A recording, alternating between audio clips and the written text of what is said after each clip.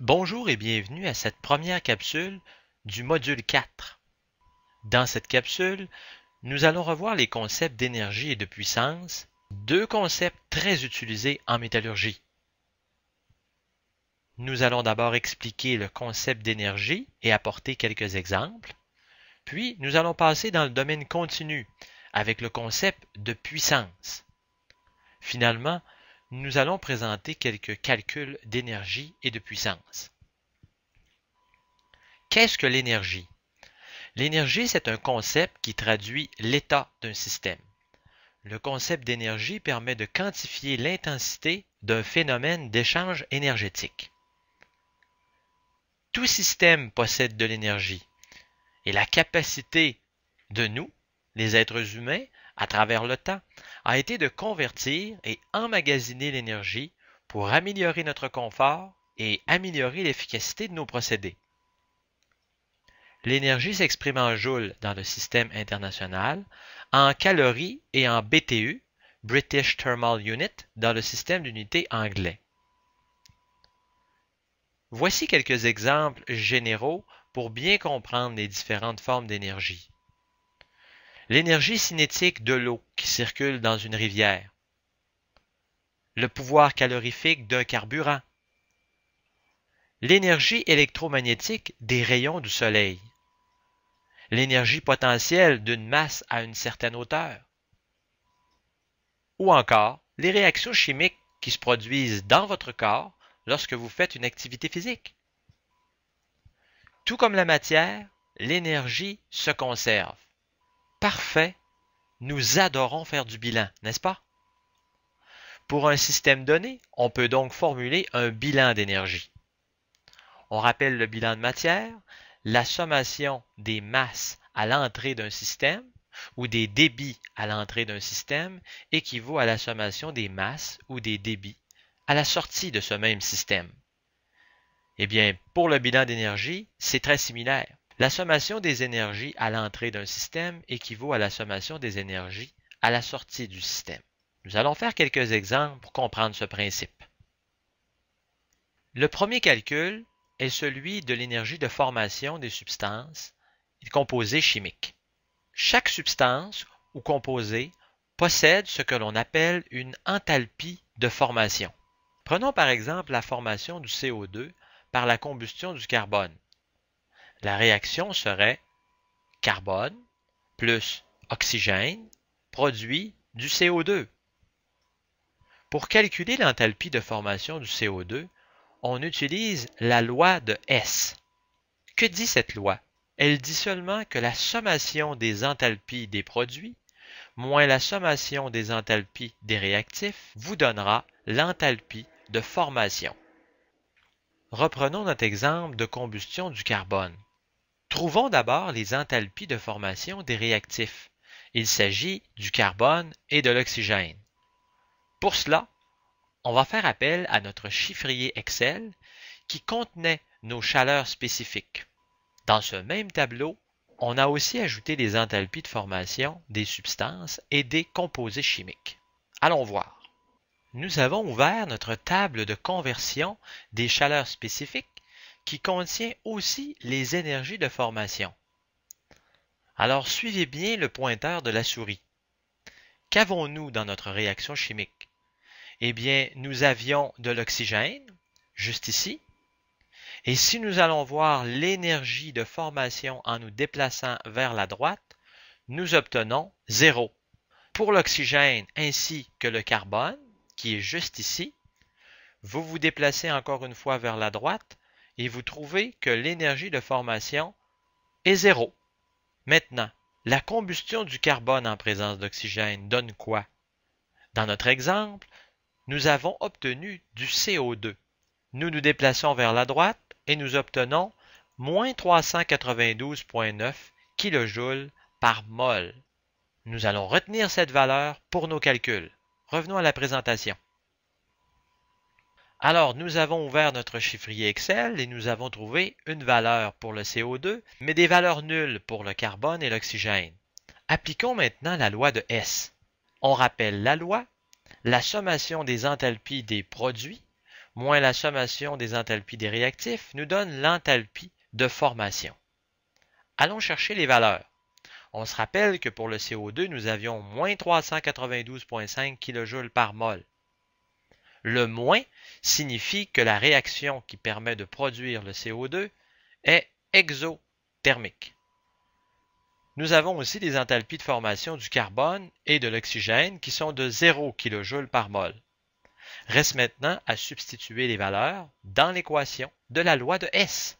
L'enthalpie des produits, c'est donc moins 392,5 kJ par mol, moins l'enthalpie des réactifs, qui est égale à 0, nous donne donc moins 392,5 kJ par mol. Vous voyez donc avec le signe négatif que cette réaction est exothermique, ce qui signifie que cette réaction libère de l'énergie. L'enthalpie de réaction est donc de moins 392,5 kJ par mol, et donc pour chaque mol qui a réagi, on libère 392,5 kJ en effectuant la combustion du carbone. Le deuxième calcul d'énergie est celui de l'énergie calorifique contenue dans une certaine quantité de matière. Par rapport à une température de référence, on peut quantifier l'énergie contenue pour une masse définie de matière, une masse solide, liquide ou gazeuse. Ceci est très utile dans les calculs de transfert d'énergie ou de besoins énergétiques. Et vous comprendrez qu'en métallurgie, il y a beaucoup de transfert d'énergie car il faut très souvent chauffer un alliage métallique et le passer à l'état liquide. Le calcul des besoins énergétiques est alors très important. On pourrait avoir comme exemple de calcul d'énergie calorifique l'énergie nécessaire pour chauffer une tonne d'aluminium de 25 degrés C à 660 degrés C. On pourrait aussi utiliser le principe du calcul de l'énergie calorifique pour calculer l'énergie transférée entre l'eau et l'air dans un échangeur de chaleur, comme un radiateur. La formule de base pour calculer l'énergie calorifique est énergie est égale à la masse multipliée par la chaleur spécifique multipliée par la température à laquelle se trouve cette matière moins une température de référence. L'énergie est en kilojoules, la masse est en kilogrammes et la chaleur spécifique est généralement présentée en kilojoules par kilogramme degré Kelvin. La température est toujours en Kelvin. Bien important. Effectuons une vérification des unités pour vérifier que ces produits nous mènent bien à l'obtention d'une énergie en kilojoules. Vous avez la masse ici en kilogrammes, vous avez le Cp ici en kilojoules par kilogramme degré Kelvin et vous avez le différentiel de température ici qui nous donne des Kelvins. Simplifions nos kilogrammes, nos degrés Kelvin et nous obtenons bien des kilojoules. Effectuons un exemple numérique du calcul d'énergie calorifique. On vous demande de calculer l'énergie nécessaire pour chauffer 2 kg d'eau de 4 degrés Celsius à 90 degrés Celsius. Ceci en négligeant les pertes.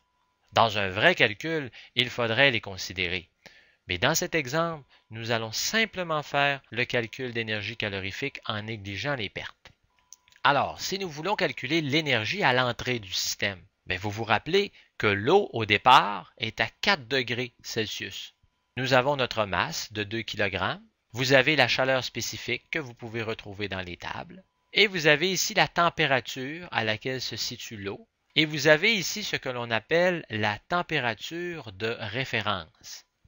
Cette température de référence est de 25 degrés Celsius et cette température est utilisée comme base de référence lors du calcul de la chaleur spécifique, juste ici. Il est bien important de toujours conserver la même température de référence, soit 25 degrés Celsius. Si vous calculez l'énergie contenue dans une masse d'eau de 2 kg à 4 degrés Celsius par rapport à 298 degrés Kelvin, vous obtenez une valeur négative.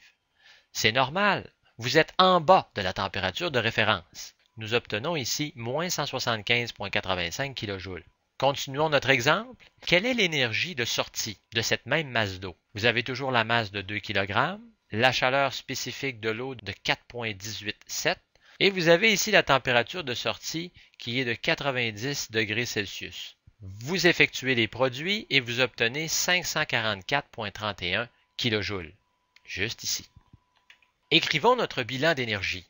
L'énergie de l'eau à l'entrée à 4 degrés Celsius, plus l'énergie nécessaire pour chauffer l'eau à 90 degrés Celsius, vous donne donc l'énergie totale de l'eau à 90 degrés Celsius. Vous comprenez alors que ce problème consiste simplement à trouver l'énergie qui a permis de chauffer l'eau de 4 degrés Celsius à 90 degrés Celsius, soit une augmentation de 86 degrés Celsius. Nous substituons les valeurs. Nous avions moins 175,85 kJ pour l'eau à 4 degrés Celsius et nous avions 544,31 kJ pour l'eau à 90 degrés Celsius.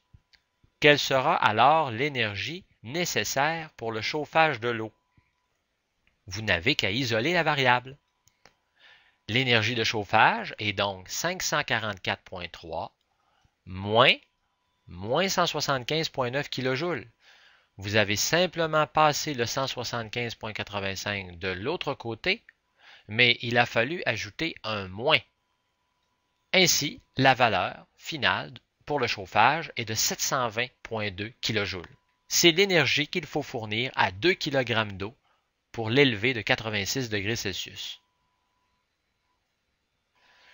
Peut-être qu'une représentation graphique pourrait vous aider. Regardons cela ensemble. Notre référence est toujours la température de 298 degrés Kelvin. Nous allons symboliser cette température de référence par énergie zéro à 298 Kelvin. Vous avez donc l'énergie de l'eau à 4 degrés Celsius qui est représentée ici par la longueur de ce rectangle qui correspond à moins 175 kJ. Nous avons l'énergie totale de l'eau à 90 degrés Celsius qui est de 544,31 kJ. Que dit notre bilan?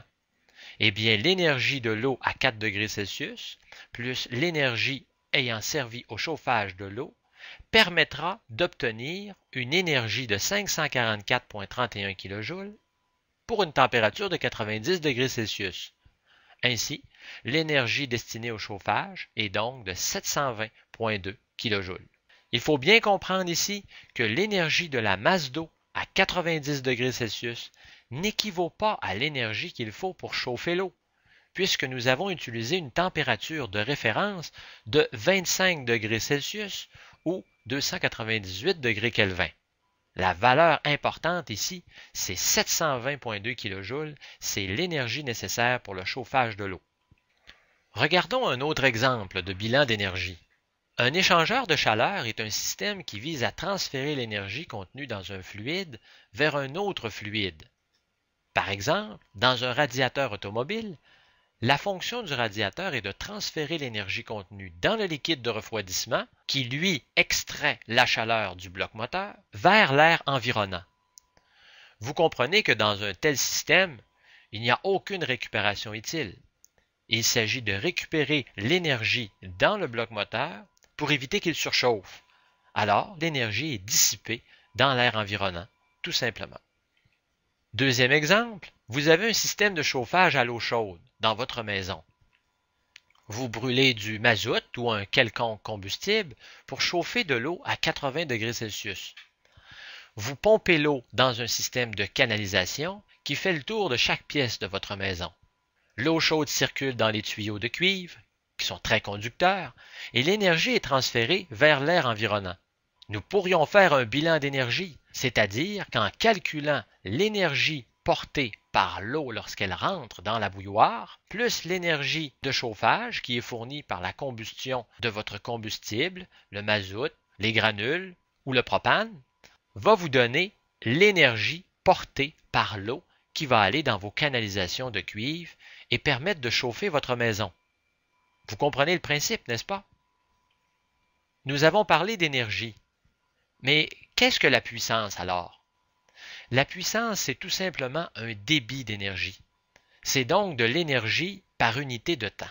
La puissance s'exprime en watts, kilowatts ou mégawatts dans le système international. et elle s'exprime en HP, horsepower, dans le système d'unités anglais.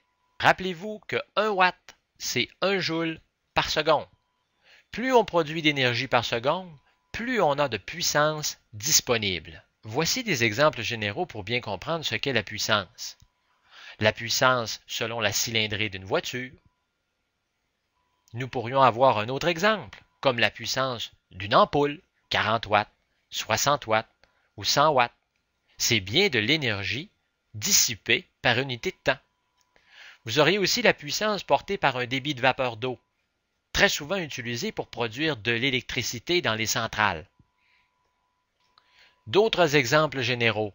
Si vous avez un moteur dans votre voiture de 180 HP, en réalité, on veut dire qu'à un régime donné, on aura une puissance disponible de 180 horsepower, soit 134 kW. La puissance d'un moteur électrique. Ici, il s'agit du produit entre le voltage et l'intensité de courant. Par exemple, si nous avons un voltage de 110 volts et une intensité de courant de 12 ampères, cela nous donne 1,32 kW. La puissance portée par un débit de vapeur d'eau. Il s'agit ici du débit d'énergie transporté par un flux de vapeur. Au lieu d'utiliser l'équation E égale mCp delta T, nous allons remplacer le m par le débit ici. Comme le débit est une masse par unité de temps, nous allons donc obtenir une puissance, donc de l'énergie par unité de temps. Mais le principe du calcul de l'énergie calorifique ou de la puissance calorifique est le même. C'est déjà la fin de cette capsule numéro 1 du module 4. On se reparle à la prochaine capsule. Merci de votre attention.